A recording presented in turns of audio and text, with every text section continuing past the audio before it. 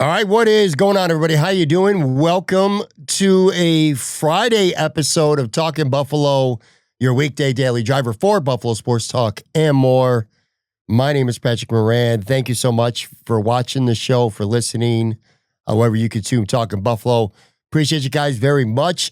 We've been able to be in the top 200 on the Apple chart in the football category for the last week running, so I really do appreciate you guys tuning in every day, especially when it's not even football season, nor will we be talking much, if any, football today. But anyway, thank you for that. Thank you as well to our sponsors, Sunny Reds, 1841 Aber Road, just on the way from Highmark Stadium, and Imperial Pizza, 1035 Aber Road, as well as their newer location near Canisius College over on Main Street. All right, we're going to get into some more Sabre stuff today because there's a lot going on. I'm joined right now by my good buddy from Two in the Box, Chris Ostrander. What's up, man? Yeah, you know what? So Thursday's episode, Chris, I titled The Unearned Arrogance of Kevyn Adams, and that kind of stemmed from the press conference that we're going to talk about earlier this week.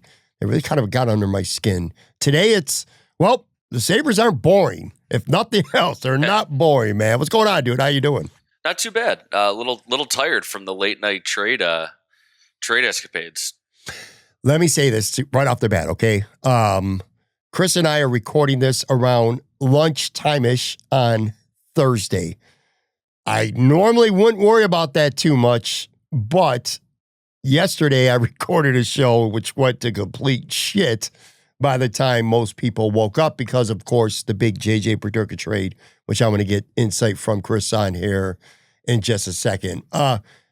So Thursday, I go out with a couple buddies to get some wings at Sunny Reds, and then I stop for a beer at Potter's Field, and like, all right, well, whatever. The draft's coming up. I already had sent you like some talking points that I wanted to hit on for today's show, and I wasn't paying much attention to Twitter. In fact, your DM was the first thing I saw about with a potential trade with JJ Peterka. The wheels were in motion at that point. I guess let's start here. What was your initial in the moment response? And we've had some time to sleep on it. Maybe your perspective has changed a little bit, but what was your initial right in that moment feeling when you found out JJ Peterka was getting traded, to where and for whom?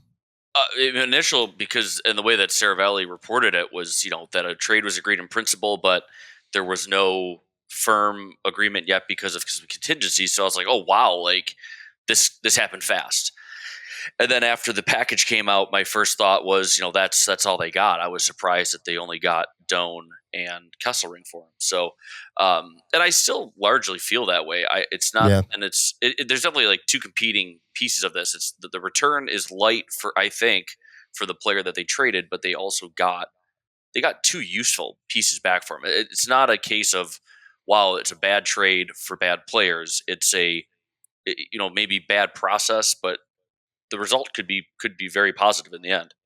Yeah, my initial take is, and I look, people like yourself, Chad, you know so much more about the league, whereas I pretty much am locked in on the Sabres. So I cannot sit here, nor will I try to pretend that I am some kind of guru when it comes to a lot of players around the league. I don't know Kesselring well. I've heard about him. Chad DiDomenicis was on a week or so ago. We did a mock-off season, which, by the way, you did a mock-off season. I'm going to talk about that a little bit here in just a few. But in Chad's off season that we had on the show, he had a trade for Kesselring. It was not giving up JJ Peterka to do it, though, but he did have a trade. I feel like my initial reaction is it's a nice pickup. Kesselring's a nice pickup. Don't get me useful. Again, I don't know much about him, but my feeling was last night being Wednesday night and into Thursday, it feels like they shouldn't have had to give up JJ Peterka to do that, though. Or at the very least, and I'm sure Kevyn Adams, it's not like he didn't try, but I would have expected like maybe a pick swap. Like the Sabres hold the 9th pick, Utah's got the 4th. I would have expected maybe a kind of a pick swap. But Chris, don't you feel like this is what happens when you are constantly operating from a position of weakness as opposed to strength? You know, you are limited. First of all, you got a player who, and we'll talk about the press conference, like I said, in just a few here. He clearly did not want to be in Buffalo at this point. I mean, that is obvious, despite what Kevyn Adams sort of semi-denied the other day. But Peterka didn't want to be here. You are limited in what free agents are going to want to come here. Pretty much anyone with a no trade clause is not coming here. I could be wrong, but I'm pretty sure, correct me if I'm wrong, he's 25 years old, Kesselring, right? Or 23, yep. whatever he is. He don't have no trade clause, right? Correct. Yeah, he doesn't have any trade protection. That's what I'm saying. So the pool that you could draw from to trade for is so much more limited because you just, guys with no trades ain't coming to Buffalo right now. I mean, it's just the way it is. You got to feel that way. Like, it's just, this is an organization. It just continues to have to operate from a position of weakness. Yeah, the well's poisoned. They have. I think the reputation around the league is probably in the gutter. You know, it wouldn't shock me that. I mean, if you look at Fairbairn's article we talked about previously, yeah. You know, it strikes me that some GMs probably look down their nose at these guys too. But you know, maybe they even think that Adams is someone that they can take advantage of because of how he got the job or his experience, and. You know, and that's speculation, of course, but it's certainly not a secret that, as you mentioned, you know, players with no trade protection, they're almost certainly not waiving to come to Buffalo. There could be some situations where Buffalo's just not on their list, but overall, I think it's a fair assumption to draw. And so, yeah, you're painting yourself into a corner, and I also think they probably painted themselves into a corner a bit by targeting a right-handed defenseman over everything else. So it was Mike Russo in The Athletic just this morning put out an article, just kind of a midweek update on what's going on in Minnesota. He said that Minnesota was in on Peterka. He said they offered Marco Rossi. They offered Marco Rossi plus as an offer for Peterka. And there's reasons that the Sabres wouldn't want to take that trade for what it's worth. But overall, it's, you know, the implication, and Russo notes this, is that the Sabres had really targeted a right-hand D. And it's also possible that they were targeting a right-hand D with Byram too. You know, they just wanted to swap a lefty for a righty. So one way or the other, they seemed hell-bent on getting a righty. But, you know, you limit your return then. You're cutting the market into a quarter, if not less, if you're only looking for right-handed defensemen who are young enough to be worth pursuing, don't have trade protection, and you know, account in other ways in terms of profile and playing style. You know, it makes it a lot harder to get full value in a trade if you're you know, really trying to thread that needle. One of the things that I enjoy most about you on social media, specifically Twitter, when you react to something, is you could have a strong take without it sounding like it's overly emotional. You know, where I'm kind of like your take on your opinion on something could be strong, but yet still feel kind of objective. Where with me, something happens, it goes down. You could just feel the emotion come spewing out of me. You know, the hatred, whatever emotion that I'm feeling. Too much excitement, too much hatred, depending on what the situation is. But your ability, like I said, to have a take and kind of be objective. Were you a little bit taken back? I know you were, on Twitter X on Wednesday night, kind of following along with the details, and I'm sure the reaction.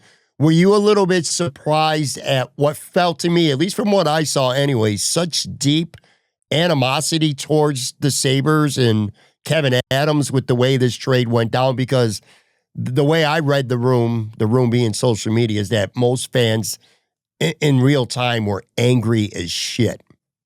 No, I mean, I don't blame anyone for feeling that way. And quite frankly, at this point, I think Adams could trade Jacob Bryson for Connor McDavid, and people would have some questions about the decision.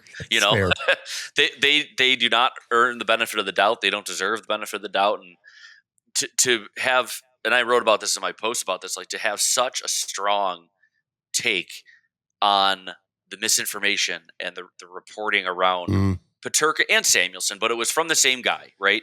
Frank Saravelli has been banging the drum that Peterka's going to get traded all offseason. And I think, if I'm not mistaken, he was the guy talking about him around the deadline too. But, Saravelli's been at the center of the Peterka rumors. And then he also reported the Matthias Samuelsson thing. But for Adams to he references the misinformation regarding Peterka and then doubles down on the Samuelsson thing. To have such a strong take on it in your press conference, the opening of the press conference, no less, and then you turn around and trade one of the guys, 24 hours later, less than 24 hours later, is pretty astonishing. And it's not to say that they needed to keep Peterka or anything like that, but it's just the PR blunder after PR blunder that he keeps making, and so yeah, I think unless he just pulled a huge blockbuster, he got a massive return for Peterka, I think you're going to have a fair share of people mad. And I think people have kind of balanced it out a little bit here this morning and into the early afternoon. People, like you said, you've had some time to sleep on it. I think it's going maybe a little bit too far the other direction now. I'm seeing a lot of, Peterka's too one-dimensional. We don't want him anyway. We got to find a middle ground here, guys. Because Victor Olofsson was one-dimensional. Victor Olofsson, you're going to put him on the left circle, or the right circle, sorry, and he's going to take slap shots. Peterka is a really dynamic offensive talent. So I think it's a little unfair to suggest that he's really one-dimensional. But at the same time, they got some quality pieces back. They got two good players there who are going to be useful for them. It's just the overall market value for a player like Peterka, 23-year-old, lots of team control as a restricted free agent, certainly appears to be on the upswing offensively in his development track. That's the sort of guy you should be getting a real premium for. And as much as right-handed defensemen are of limited supply, and Kesselring is a quality one, I think, at least, it strikes me that something more should have been done. And Pat, you mentioned the pick swap. I don't think you'd find a single person angry about this trade today if this was Peterka and 9 for Kesselring, 4 and Doan. And whether or not that's something that Bill Armstrong was going to offer out there in Utah, that's anyone's guess. Maybe the Sabres then have to chip in a pick or a beat, another prospect or something like that. But big picture, I think if that pick swap's involved, and even if there's more going the other way from Buffalo, if they're chipping something else in, I don't think you'd have anyone up in arms about this. Because then I think overall the spread would be pretty fair. Sure. Look, we're not inside the Sabres war room, and I'm quite confident that the next episode of Sabres Embedded is not going to take us inside this trade either. You know what I mean? All the details. It feels to me from the outside that Kevyn Adams felt like he had to make this trade now, and it feels like if they would have waited, probably they get something better than what they got. But I don't know that for sure. But here's what I do feel, to your point. Wednesday night in real time, lots of animosity, hatred, just anger coming from Sabres fans.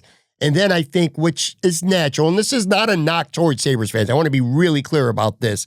I think every team fan base is the same, generally speaking. Your defense mechanism of coping with something kicks in after a certain amount of time. And you start, no matter what the trade is. And to your point, and we're going to talk about these two players from Utah here in just a minute as well.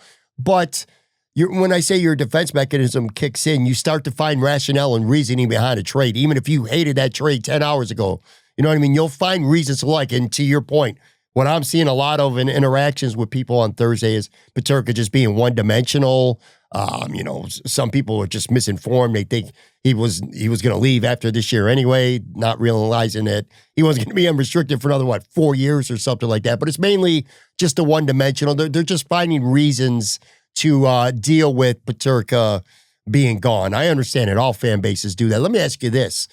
We go back, rewind to the end of the season, and you knew they were going to be in the market, that they're trying to get a top 4 defenseman, a right-handed defenseman. I've talked to you several times on this show, the biggest priorities, and you've said it, a lot. Finding a partner for Owen Power is a big priority for this team. Getting a top 6 forward and possibly some goaltending. Those are the 3 things we've talked about a lot. And the Sabres kind of address one of them there. But my question is, how surprised are you that how this went down with JJ Peterka escalated as fast as it did from the end of the season to now? Because if we talked about 20 things at the end of the season, I don't think right after the season, I don't think JJ Peterka wanting out of Buffalo and getting dealt before the draft would have been very high on your list, if at all. So the escalation of this and how surprised are you that it's come down to this with JJ Peterka? Oh yeah, that's definitely an unexpected turn for sure. I think most people, and honestly, the reporting on the Sabres has suggested that they were not really interested in doing this.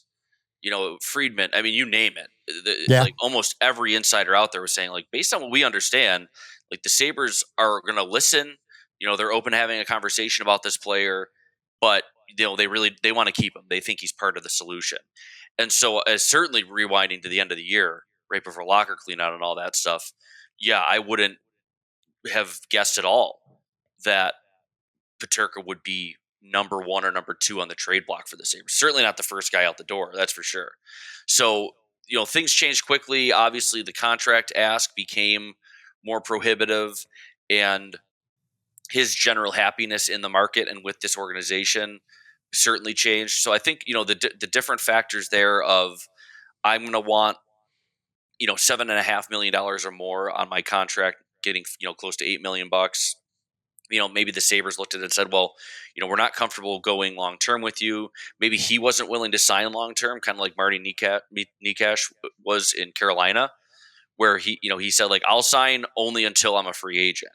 And so maybe the Sabres weren't too keen on that. So I'm sure there's a lot of extenuating circumstances here where Peterka's happiness plays a role.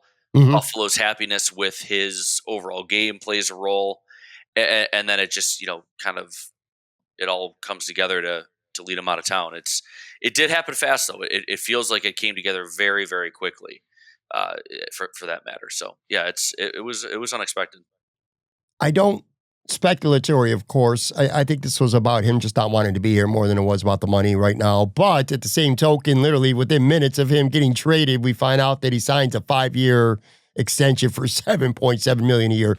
Let me ask you this: if you were Kevyn Adams or Terry Pegula, because ultimately Terry's signing off on it one way or the other, of course. And this was about money. Let's just say JJ said, you know what? It's not that I'm unhappy in Buffalo. I want to get paid. I want a 5-year contract right now. And I want $7.7 million.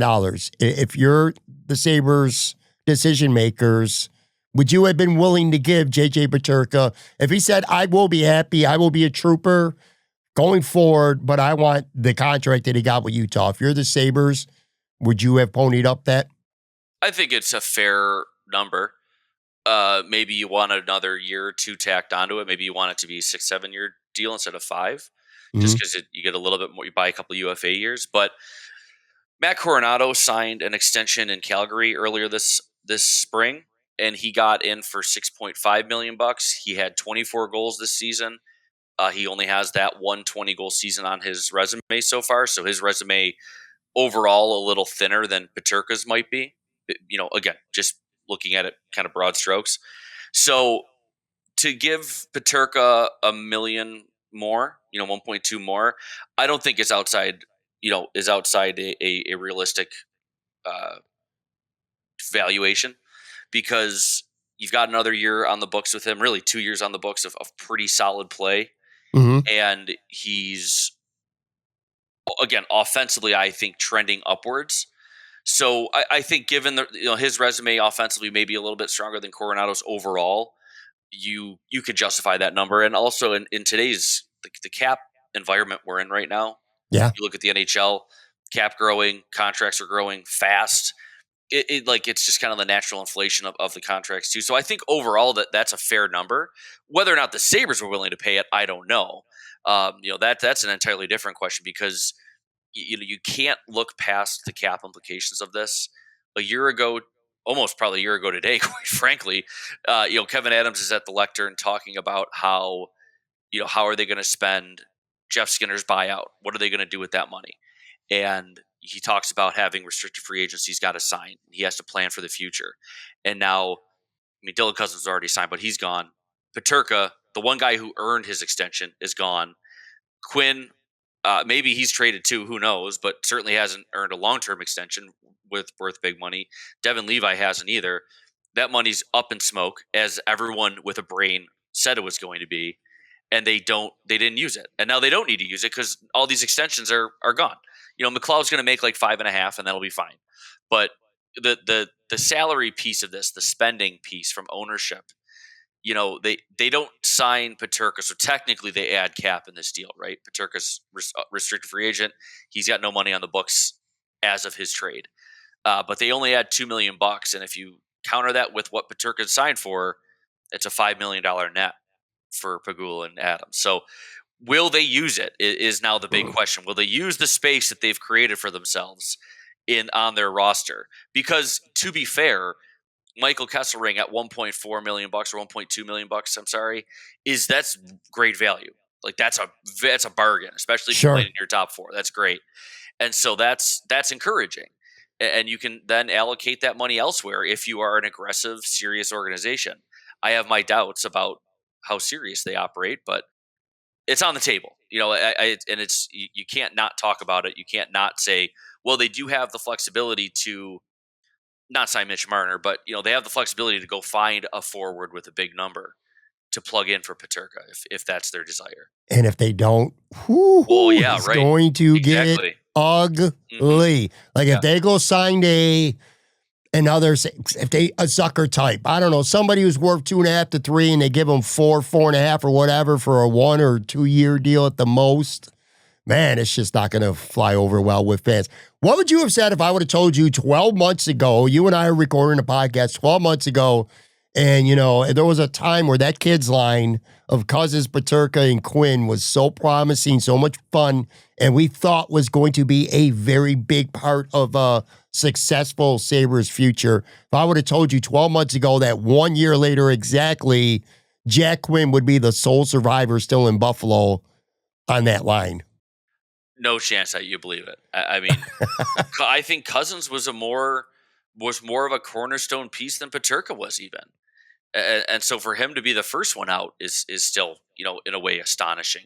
And for those two guys to be the last two guys out of Buffalo, Cousins and Peterka, two guys that, as you look at this roster reset, Cousins got drafted while Eichel was still here, but if you still look at this picture of this new core that was coming in, the post-Eichel Reinhart core, Cousins, Quinn, Peterka were supposed to be key pieces of it.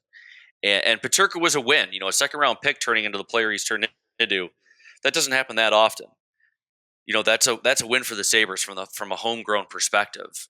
But to look at this roster reset that Kevyn Adams has ushered, and now two really important pieces are gone.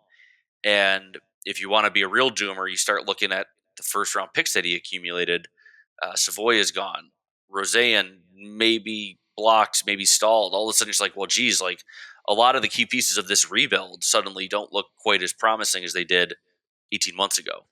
And so, you can go down the negative trail very quickly. But yeah, just sticking to the present. Yeah, it's wild that those two are out of here. Before we take a break, and then I want to bang out a couple of topics after the break, including some of the stuff you've done recently at Two in the Box. For the more casual Sabres fan, who follows a team, but kind of like me, who just doesn't really know much about players around the league. And there's a lot of Sabres fans right now who probably just heard the names Michael Kesselring and Josh Doan for the first time in their lives. You know what I mean? Over the last 24 hours or so. Just briefly touch on the players a little bit that the Sabres actually got back in this trade. Because to your point, it's not like the Sabres gave up Peterka and got garbage back. That's not the case at all. Tell us a little bit about. Let's start with Michael Kesselring. Again, he's a right-handed guy. He's 25 years old. He's had 2 full seasons now in the league. And what are his strengths? What do you see him bringing to the table that could help the Sabres? Big dude, 6'5". He's long. He's going to look. Him and Owen Power next to each other are going to be big. He's not super duper physical, but he's willing to fight, and I think he's going to earn some. He's going to earn some street cred here in Buffalo because I think he's a willing combatant. I think I saw, was it Dan Dunleavy even he fought Malenstein when they were in town this year. And that was a pathetic game from the Sabres. Malenstein fought him kind of late in the game as a little spark, trying to spark the boys. But he's got a big shot. It doesn't necessarily mean he's a really, really, really offensive guy, but I think he's got a little bit of offensive chops. And I think in the right situation, maybe you see him produce a bit more. But he's good enough in his own zone. He's got some decent defensive underlying metrics. He's a nice player. He's a guy that I've liked for a while. I've not talked about him too much. I wish I had talked about him more, but he was definitely a guy I looked at, into the spring where I was like, okay, they got to find some righties. Who can they look at? And I kept landing on Kesselring as an option. Maybe not my number one guy. Zach Whitecloud was my number one, but he's going to have some utility for them. And I think, I retweeted it on Twitter or X, whatever, from a guy named Corey Schneider. He's his handles at Shutdown Line, and he does a lot of like microstat tracking. And Kesselring's microstats are really interesting because he's good at zone entries. His defensive zone retrievals and exits aren't good, but Owen Power's good at that. Owen Power's one of the better, if not, one of the top defensemen at transitioning the puck. And so those two should complement each other really nicely. And I think he also fits well as a fourth defenseman. If you rewind to the Colin Miller acquisition, even Connor Clifton, the hope was that you could get these guys who played a lower role on a better team, and they can, maybe they thrive with Rasmus Dahlin, or thrive as with going back far enough to Ristolainen. I think they have the opportunity to put Kesselring in an appropriate role too, which I think is encouraging. So he's a nice addition, and I think Doan is too. Doan. My one worry is that people think Doan can plug in for Peterka, kind of a 1-for-1 swap in a way. But this guy played 28 games in the AHL last year. I think he had 12 goals, if I'm not mistaken. I should double check myself on that. Like he's not Peterka, and I don't think he's a viable option in their top six. If you're being serious about your goals for the season, playing Doan with Norris and Tuck, I just don't think is a winning combination. But that being said, I think he's a very solid third line winger, and I think you could really have a nice line with him, McLeod, and Zucker. You push Greenway down to the fourth line, and that would mean probably trading Jack Quinn, which I'm totally fine with. I actually kind of hope that happens. That's one thing I'm hoping to see them do. And so Doan, he's a spark plug. He's going to play with a lot of energy. I think if you liked Beck Malenstein and you liked how he plays, fast and heavy, I think Doan's going to do a lot of the same, and he probably has he's got a touch more skill than Doan does. So there's a lot of potential there. I don't know what his ceiling is. I don't know him well enough to say he does have a second line ceiling in 2 seasons. I don't think that's based on what I know about him. I don't think that's accurate, but I don't know enough about him to say that definitively. What I am confident in saying, right now, quality third line player, and probably an upgrade in some ways over Quinn in more of that matchup checking role. All right, let's take a quick break. Plenty more coming up right after this with Chris Ostrander.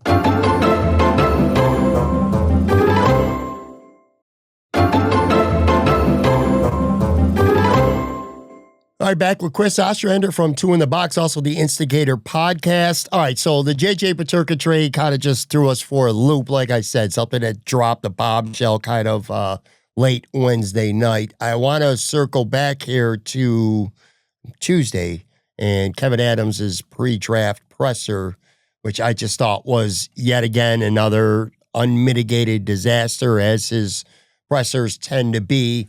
But I've already spoken. I've already said my piece and pretty much did an entire show, or at least half a show, just yesterday on what I thought about the press conference. Just an aura of arrogance that I don't like with him. What was your take from that press conference? Like, what were your biggest takeaways? Obviously, with JJ Peterka, what he said, and he gets traded hours later, literally. But just on a whole, what were your thoughts as you caught that presser? So I said it on the podcast. I think it was like he was trying to have his Brandon Bean moment. You got him in one Bills drive. He's like, I'm gonna do what Bean did to Jeremy White. I'm gonna show everybody how tough we are and how smart I am. And it predictably fell flat.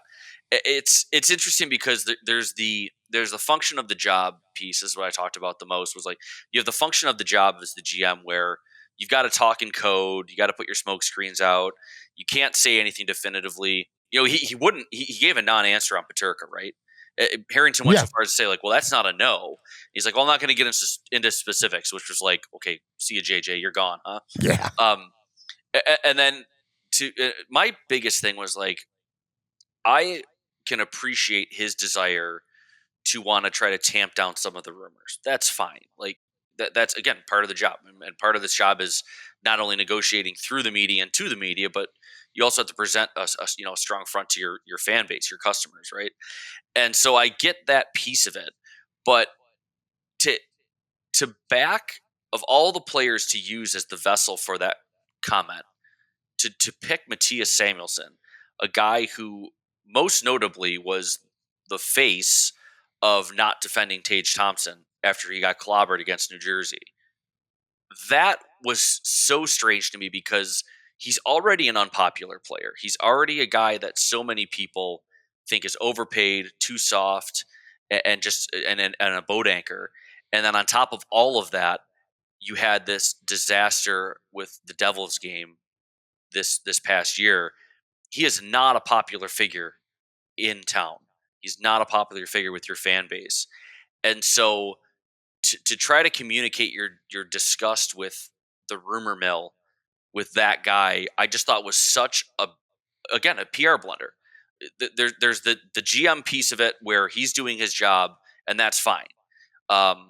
That's column A, but column B is how you're communicating your plan, your approach, and exuding confidence as a general manager to the league as a whole, but also to the people who you're trying to buy tickets. And I just think he just failed so miserably at that, and he came away looking so foolish, just like he did with the palm trees thing, and just like he has so many other times. It was just such a strange decision to go that route. I don't understand the logic. He and just before he's like, I get memos all the time about this thing and that. Like, you think the memos might say, like, hey, no one likes Matthias Samuelsson anymore. Don't talk about him. But here we are. You know, it's so wild. And by the way, you know how they say, you know, you sleep with one eye open? I'm sleeping with one eye, or I'm talking to you with one eye towards TweetDeck right now, just because I'm, you know, a little bit Oh, you never paranoid know. that something's going to break or go down while we're recording this. You know how it is too. Sometimes you write a nice post. I know you had an off-season mock, and like I said, then something goes down before it even really gets a chance to breathe. That's how I felt yesterday about recording this show.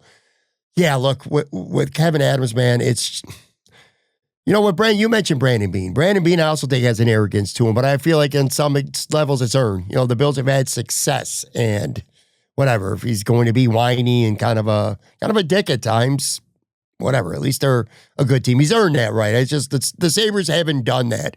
And I'm old, dude. I'm getting into my mid-50s now, right? I've been around. I followed the Sabres, the Bills for most of my life. I've seen some bad eras of Bills and Sabres, but I don't think I've ever seen an era where the team is so bad, but also it's like the communication is just like Terry Bagula doesn't talk literally. Okay. So your owner refuses to talk, and then you got a GM where it's almost like he'd be better off if he doesn't talk.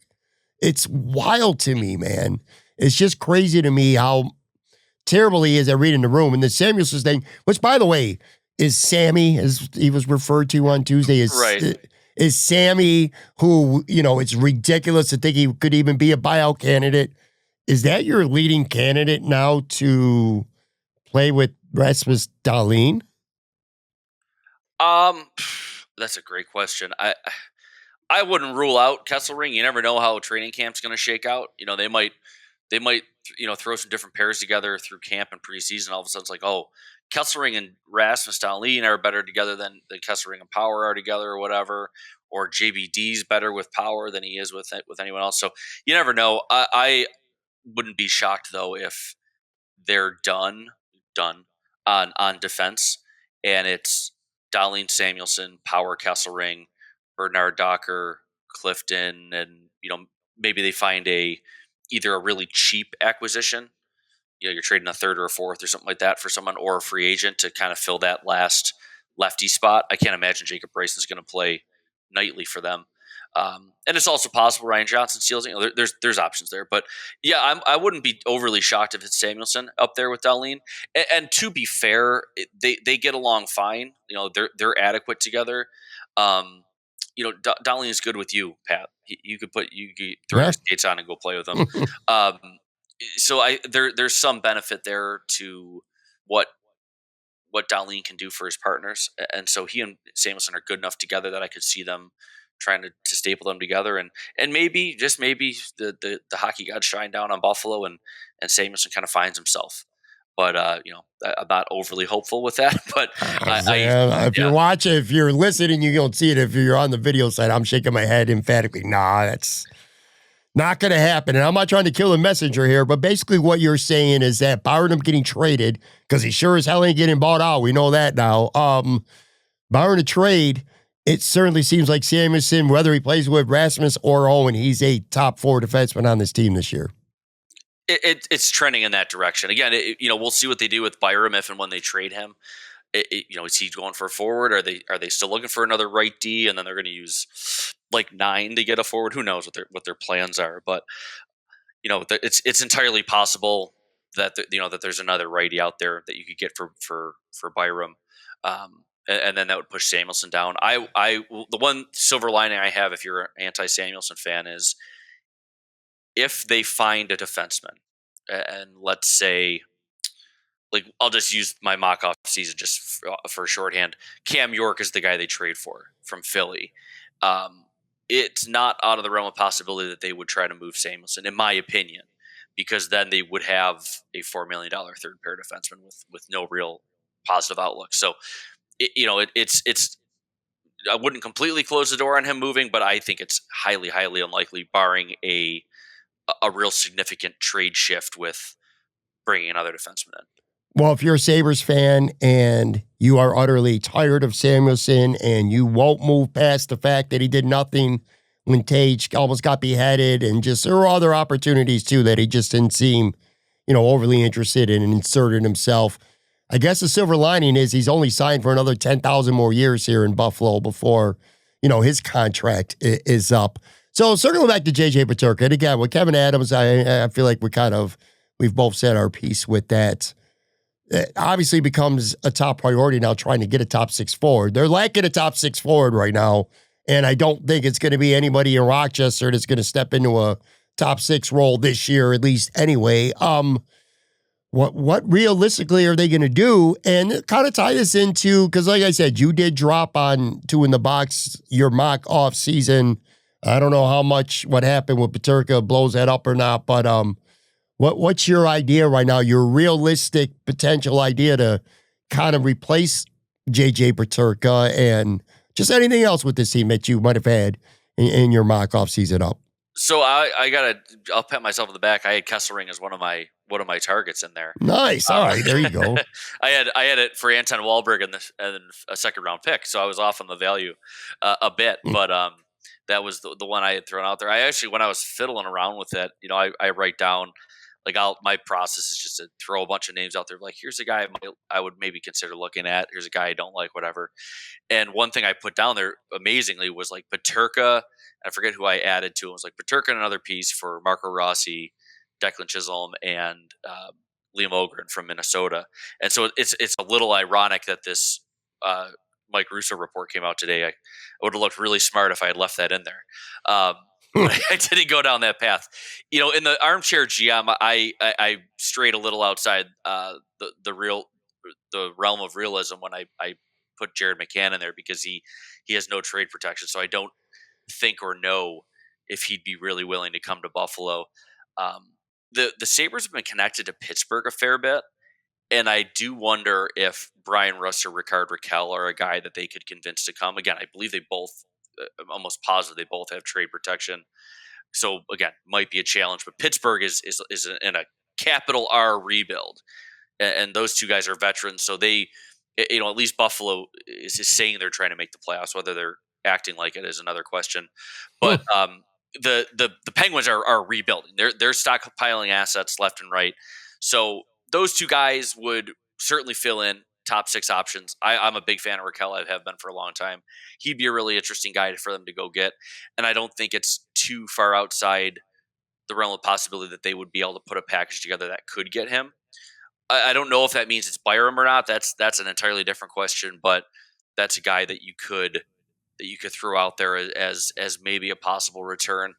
I've been racking my brain on Byram, because I was like hell-bent when I was putting that thing together. I was like, okay, like, if they want to trade Byram for a righty, maybe they can turn. I mean, I used Quinn to get Quinn and a first round pick to get McCann. But it's really hard to say. There's a bunch of really good players out there without trade protection. If you want to talk blockbuster, Jordan Kyrou, Troy Terry, Elias Pettersson is still out there. You want to revisit old rumors, and Vancouver liked Bowen Byram, and I gotta wonder, Pat, if what would it take to get him? What would it take to get him right now? You just traded Peterka, so he's off the table. I was gonna say if Kevyn Adams is reading his memos, maybe he's thinking like, oh man, maybe I gotta go big here. It's gonna be Byram. It's gonna be 9th overall, and they got to get a center for him. I know they like Josh Norris in Vancouver. I would be amazed if the Sabres traded him so soon after getting him. I think that'd be kind of crazy. You also pull 9 out of that trade then. But going off what they have and what I would assume to be the case, like I can't imagine they're willing to move Norris. So 9 and Byram, maybe you throw Manoah Osland. That's probably not enough for them because he's not really NHL ready enough. But I think you're probably starting to get in the ballpark with those 3 pieces. Again, I think maybe I'm starting to throw shit on the wall here, but like Jack Quinn's a decent option maybe to toss at them. He's cheap, so there's something could work there. Definitely 9 and Byram. I think you're building around those 2 pieces to get him, and then you've got to add and massage it as Vancouver would need you to. But that'd be my hottest take. Would be like, hey, Elias Pettersson's out there. Go get a stud. You mentioned something kind of in passing that I actually want to go back to with Kevyn Adams, because he mentioned it about memos on his desk every morning or whatever about what's being said. I can tell you from a strong source that it's not only is it true, but like he'll have articles in front of him that are written about him or certain sections, and in some cases content like podcasts or YouTube shows, and to not watch a whole show, but it'll be like, this guy's talking about addressing you at this time, for 4.5 minutes. He does watch and listen. I don't care what he tries to tell people, to what people are saying. When it comes to no trade clause, I want to ask you this because it's pertinent to the Sabres right now. It's just because anybody with no trade don't want to come to Buffalo. How do you feel about no trade clauses? Because it's kind of a mixed bag. I understand from a player's perspective, if I sign and I want to move my family to Carolina, I don't want to go to X city. We'll just use Buffalo in this case or whatever. I get it to an extent, but from a competitive standpoint, from a fan standpoint, so many players, when you're trying to get better, are off the table that, I don't know, it feels like it makes it harder to get better when you can't make trades because players will not come, even if it's a good deal for that team. How do you feel overall about no trade protection? Generally speaking, I'm fine with it. It's a tool that general managers and player can use. It works 2 ways, I think, that you can use it to gain leverage in a negotiation. There's a benefit to it. It's a useful tool. And so generally, big picture, I think it's fine. I'm less bothered by no move and no trade protection than I am, the new CBA agreements coming out this week per reporting, and they're shortening the max length of contracts. They're adjusting signing bonuses, and they're also adjusting the LTIR playoff loophole. And I read all of that as like general managers whining about their jobs being too difficult, and everyone's mean to them about how hard their job is. And that annoys me. That stuff it's like, oh, we can't have 8-year contracts. We got to have 7-year contracts because I keep signing bad contracts and everyone's mad at me for doing it. That drives me nuts. The no trade protection, it's a collectively bargained right, again, that both sides have, and I think it can be useful. Especially if you have a good team, and I think if you fast forward to the day in 2035 when the Sabres are in the playoffs again, you can say, hey, like they're going to have the ability to lock up all these guys, right? And they're going to give them no move protection because they want to keep their guys home. They want to keep their guys in place. So okay, from that perspective, yes, I'm totally fine with it. But your point is not wrong. Like that point of view is a totally acceptable one because as a fan of chaos and as a person who loves this time of year because of the trades, like I love the fact that they traded Peterka because it's a fun thing to talk about. Like when that trade was up in the air, I'm texting my buddies. I'm like, oh, geez, they get 4. Can they turn 4 into Noah Dobson? Can they turn 4 into X, Y, or Z? Like that's like one of the most fun parts of sports. Yeah. NFL too. Like there's a reason the mock drafts the cottage industry, right? So that part's great. So yeah, to your point, Pat, like it sucks because you look at some of these rosters and the 10th forward has no move protection. And there's just like guys aren't even like that great of players. I'm like, Jesus Christ, these guys got no move too. Like he's got a 2-team no trade clause. It's Buffalo and Winnipeg. Like, and so yeah, that is a frustrating aspect of it. As a tool, I'm fine with it. I don't think it would be wise for it to get bargained out at any point. But yeah, in terms of how it limits trading, it stinks. From a content perspective, you're not wrong because it's been fun speculating about trades with Peterka and Bo Byram, which as of this recording is still, I'd say there's a 50% chance maybe, or maybe 35% chance that if you're listening to this Friday afternoon, he may be gone by then. We'll wait and see. It's kind of like the Bills, the whole James Cook contract stuff, man. That shit carried us through a lot of the Bills offseason in terms of having things to talk about, even if it ultimately ends up amounting to nothing. And in terms of the no trade, I will say this too. Part of being a good GM is being able to put on a sales. If you're on a middling team, you got to be a good salesperson. You got to convince that player to waive his no trade. Here's why you should come to Buffalo. Here's what we had to offer. This is why we're on the come up. This is why, this is a better organization than people are talking about. Blah, blah, blah, blah, blah, blah. You kind of got to be a little bit of a salesperson if somebody's got a no trade. Want them to come here, and that's not happening. Last thing I want to get to here as I use up your lunch hour to talk to me today. You also put something up about roster building and how you can learn a lesson from Florida's Cup. Kind of explain this for you. I haven't read it yet. I'm definitely going to read it as soon as I get an opportunity, but talk about that a little bit, like lessons you can learn from Florida when it comes to roster building. It's really fascinating because the mantra in the NHL, not just here in Buffalo, the mantra in the NHL is draft, develop, draft, develop, draft, develop. Mm-hmm. And Kevyn Adams just said it on Tuesday. We're trying to do this the right way. We're trying to do it through drafting and developing. By the way, Kevyn, you just traded a guy who you drafted and developed into a almost 30-goal scorer. By the way. Great. But the Panthers are largely built through trades and free agency. And, two of their most valuable players, Alex Barkov and Aaron Ekblad, are lottery picks, top 2 picks. So there's something to be said for those two for sure. But it was, I believe, 12 free agents and then 6 trades, if I'm not mistaken. And the trades in particular, to me, was what stood out. They have gone after Sam Reinhart, as we know. They went after Matthew Tkachuk. They went after, at the deadline, Brad Marchand, but they've gone out and been aggressive in the trades that they made. And they were aggressive in targeting players who are quality play drivers. And this applies to their free agency too. They've had some good fortune with some of the guys that they picked up, but Carter Verhaeghe, for example, and Evan Rodriguez, both guys who were had quality underlying play driving metrics at virtually every stop that they played at. Florida signed those guys for value contracts. Verhaeghe's now making like $7 million, but up until this point, he was a bargain. They signed those guys to value contracts, and they turned into really, really important players for them. But to go back to the trading aspect, specifically on the Tkachuk and Reinhart trades, but they've made a few other adept ones too, in terms of the players that they targeted, the profile of players they targeted. To me, what stood out is that they didn't go and chase an intangible. They didn't say we need to get tougher. And again, to relate this to the Sabres, like the Beck Malenstein trade last year, like we need to change our identity. So we're going to go get this guy that we know hits a lot of guys and he plays heavy. But we overlooked the fact though that he's not a positive possession player. He tends to spend a lot of time in his own zone. And I like Malenstein enough. I'm just to reflect it. Sure. But you go and get, again, and Matthew Tkachuk is an elite talent, but they were willing to spend. They were willing to spend not only homegrown players, but valuable ones at that.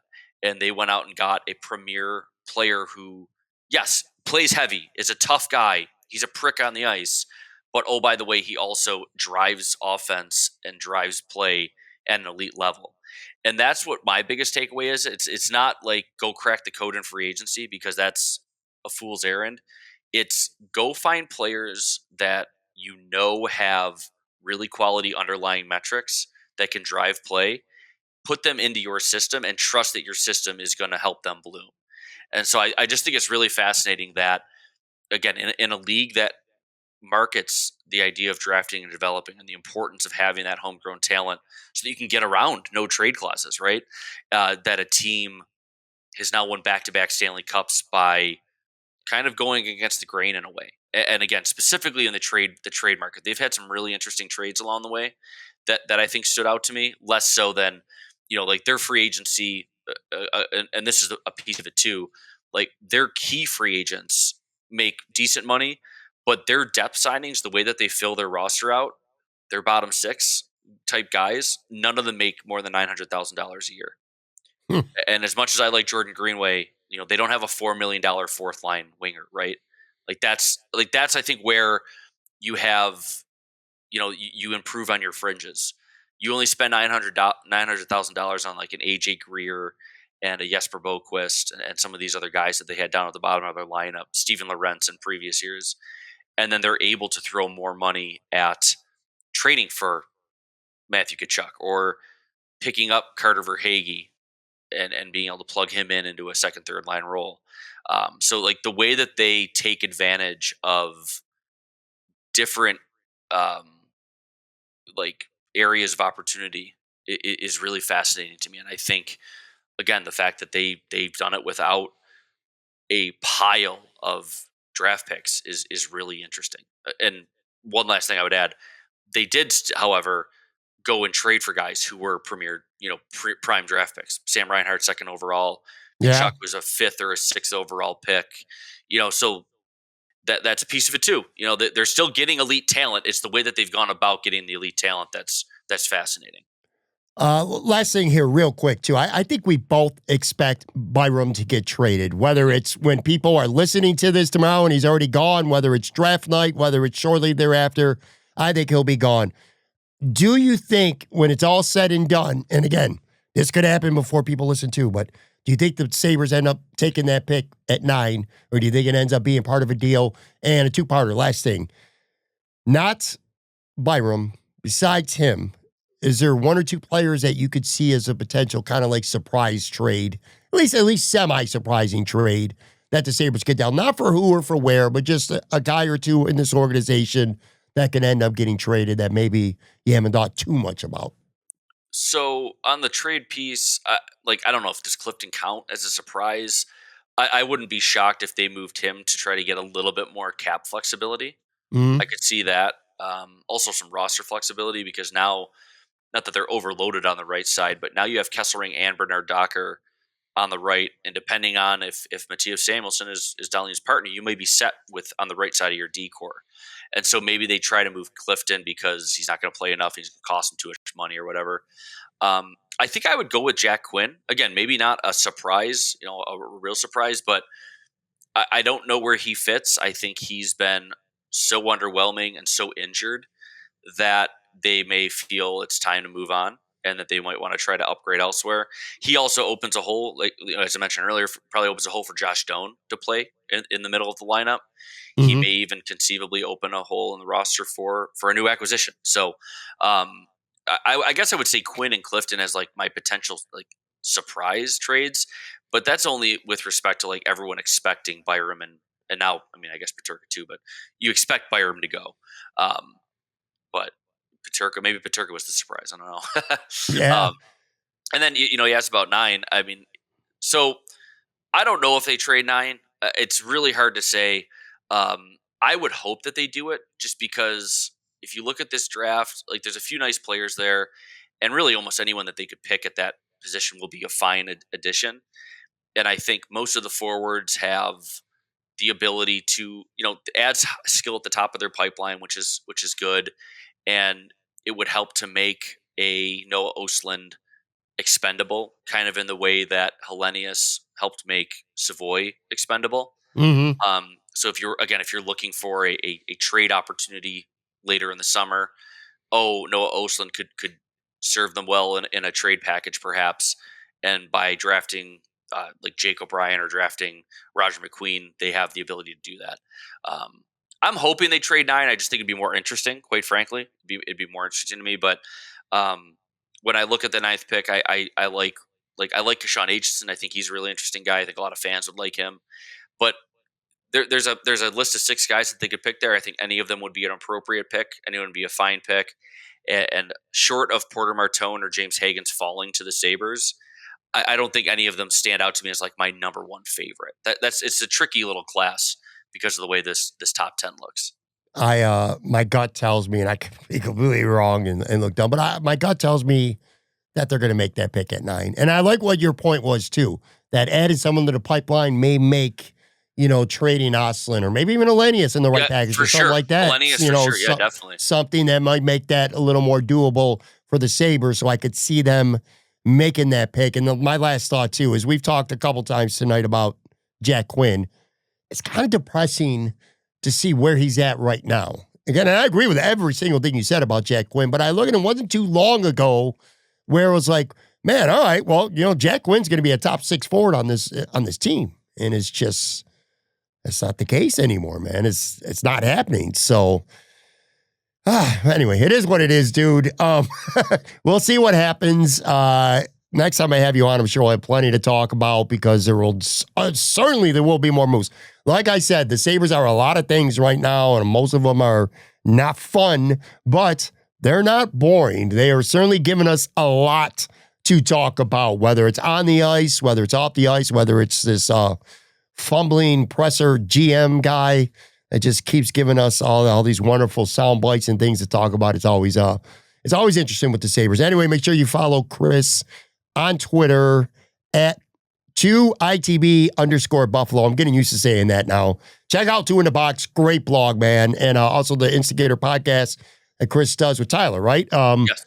It's almost weekly. You do it when you can. We've talked about this before. Yeah, we're pretty regular weekly. We'll go on our little summer hiatus once not training camp, like once development camp's gone and free agency's wrapped. But we're almost every week, usually Wednesday mornings. You can catch it. And every now and then I sprinkle in a bonus episode if I can get a good interview in time. Yeah, definitely, man. Yeah, almost always weekly, sometimes bi-weekly. We're going to try to do an emergency pod for this Peterka thing, but I don't know if it's going to work out timing-wise. But at least once a week at the Instigator. And I'll put a link to all that stuff, too, as well in the show notes. Appreciate you, buddy, as always, man. No doubt. Thanks for having me. All right, guys, have a good weekend. I'll be back. Joe from Queens is going to join me live from Imperial Pizza Sunday night. Talk to you then.